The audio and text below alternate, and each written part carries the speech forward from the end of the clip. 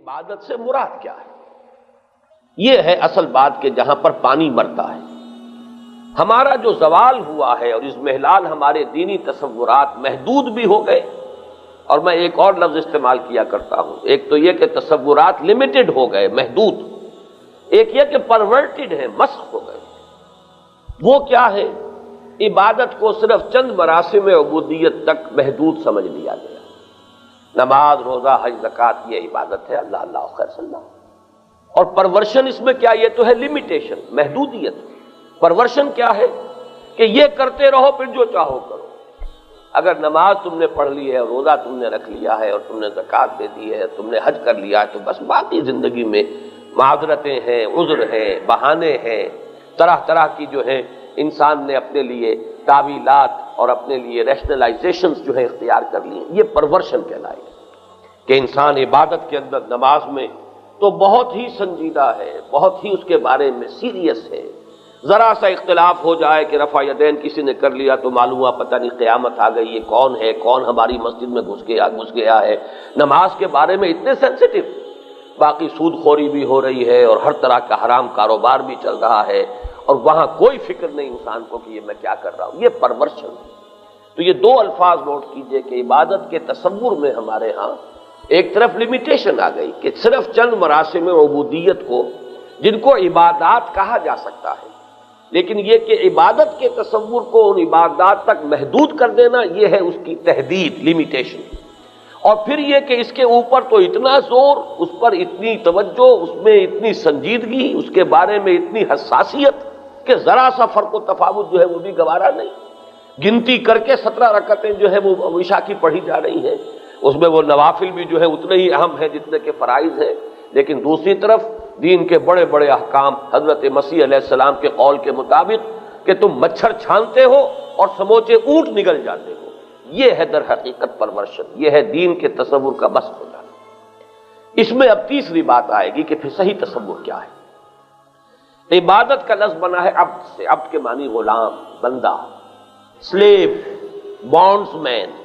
یہ جو الفاظ انگریزی کے ہیں میں چاہتا ہوں کہ اچھی طرح ان کے حوالے سے سمجھیں۔ بانڈز مین، سلیو، عبد، غلام، یہ در حقیقت ہم تن کسی کی ملکیت اپنے آپ کو سمجھنا، ملکیت، اور اس کے ہر حکم کو اپنے لیے واجب الاطاعت سمجھنا، اور یہ ہم تن ہو، ہم وقت ہو۔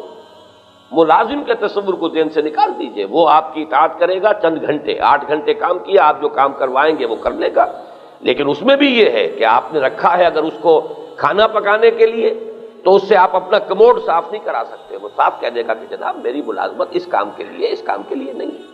لیکن غلام جو ہے اس کا یہ تصور نہیں، وہ کسی شے کو نہ نہیں کر سکتا، وہ تو مملوک ہے، وہ ملکیت ہے، وہ تو گویا کہ ہر حکم جو ہے اس کے لیے واجب الاذعان، واجب الاطاعت ہے۔ تو غلامی کے اس تصور کو سامنے رکھیے، عبد، اور عبادت کے معنی ہوں گے بندگی، غلامی۔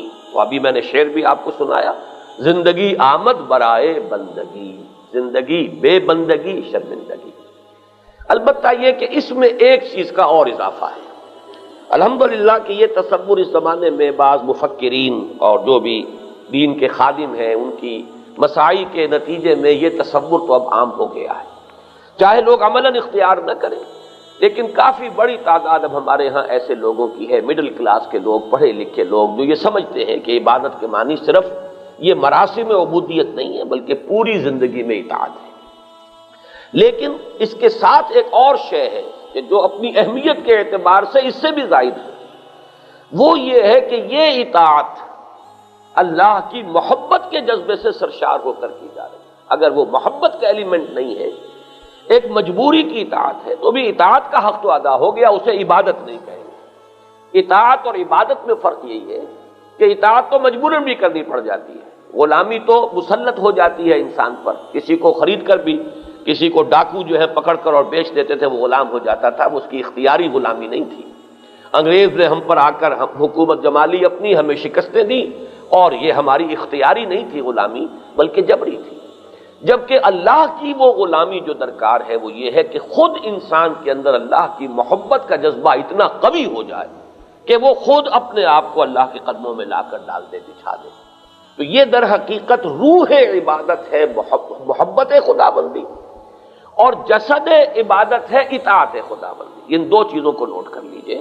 جیسے ہمارا یہ جسم ہے اور اس میں روح ہے، یا روح کی جگہ جان، اب یہاں لفظ استعمال کر لیجئے، جسم اور جان۔ تو جسم جو ہے وہ تو بالکل بیکار ہے، جیسے جان نکل جائے گی آپ اس کو اٹھا کے جلد از جلد جو ہے وہ زمین کے حوالے کریں گے، اصل شے تو جان ہے جو اس کے اندر ہے۔ اسی طریقے سے لیکن یہ بھی آپ کو معلوم ہے کہ جان نظر نہیں آتی، نظر تو یہی جسم آتا ہے، 2 من کا 2.5 من کا وہ جسم جو ہے وہی نظر آئے گا، وہ جان بیچاری کتنے ماشے کی ہے کتنے رتی کی ہے پتہ ہی نہیں کسی کو۔ اس پہلو سے یہی نسبت بالکل صحیح ہے تناسب اور نسبت کے اعتبار سے کہ اصل جسد عبادت جو ہے وہ ہے اطاعت، اللہ کی اطاعت، اللہ کے رسول کی اطاعت، اطاعت کلی ہمہ وقتی بلا چونو چرا۔ لیکن اس کی روح، اس کی جان کیا ہے؟ وہ ہے محبت خدا۔ اگر یہ محبت نہیں ہے، شوق اگر تیرا نہ ہو میری نماز کا امام، میرا سجود بھی حجاب، میرا قیام بھی حجاب، یہ محبت جو ہے در حقیقت روح عبادت ہے۔ اسی کو حافظ ابن قیم اور امام ابن تیمیہ رحمہم اللہ نے اس کو ڈیفائن کیا ہے بہت خوبصورتی کے ساتھ۔ میری یہ کتاب تھی جو بہت عرصے سے اب نہیں چھپ رہی ہے، مطالبات دین، 3 تقریریں اس میں شامل ہوتی تھی، ان میں پہلا جو ہے اسی موضوع پر ہے، اس میں میں نے وہ سارے حوالے دیے ہوئے ہیں کہ امام ابن تیمیہ بھی فرماتے ہیں کہ عبادت مجموعہ ہے 2 چیزوں کا، اللہ کی محبت اور اللہ کی اطاعت۔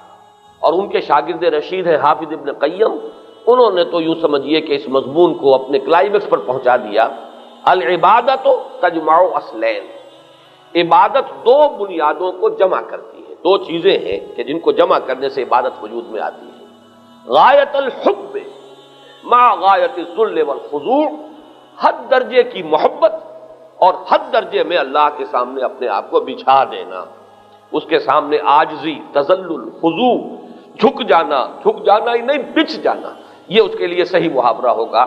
تو غایت الحب مع غایت الذل والخضوع، یہ 2 چیزیں جب جمع ہو جائیں گی تو عبادت کا حق جو ہے وہ ادا ہوگا۔ اس میں تھوڑی سی بات اور عرض کر دوں، کیونکہ نظر آ گیا کہ یہ تو بڑا مشکل کام ہے، بہت ہی اس کے راستے میں موانع ہیں، رکاوٹیں ہیں، کون اس پوری ڈیفینیشن کے مطابق کون دعویٰ کر سکے گا کہ میں اللہ کا بندہ ہوں؟ تمہیں گویم مسلمانم بے لرزم کے دانم مشکلات لا الہ را۔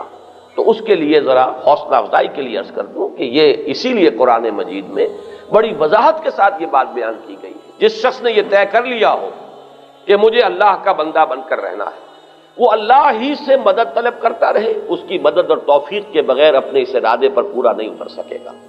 یہی مضمون ہے سورہ فاتحہ کی مرکزی آیت کا، ایاک نعبد و ایاک نستعین۔ یہ جو دونوں چیزوں کا باہمی ربط ہے، اے رب ہم تیری ہی بندگی کرتے ہیں اور کریں گے، لیکن تجھ ہی سے مدد چاہتے ہیں اور چاہیں گے، تیری مدد کے بغیر، تیری استعانت، تیری اعانت کے بغیر، تیری توفیق اور تیسیر کے بغیر ہم یہ کام نہیں کر سکیں گے۔ مزید اس میں اور دلجوئی کی ہے اور اطمینان دلایا ہے۔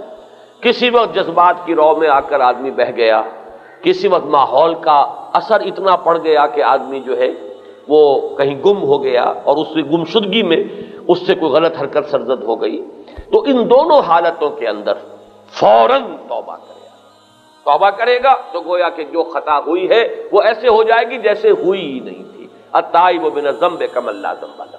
ہاں ڈیرا لگا لو گے، اسی پر جم جاؤ گے، مستقل طور پر معصیت کو اختیار کر لو گے، تو پھر یوں سمجھیے کہ جیسے دیمک چٹ کر جاتی ہے اندر ہی اندر چوکھٹ کو، اوپر ایک ونیئر رہ جاتا ہے، بس وہ اندر ہی اندر سب کچھ چٹ ہو جائے گا، چاہے اوپر سے آپ کو نظر آ رہا ہو کہ میرا دین بھی سالم ہے اور ایمان بھی سالم ہے، کچھ نہیں رہے گا اندر، اگر یہ کسی معصیت پر ڈیرا مستقل طور پر لگا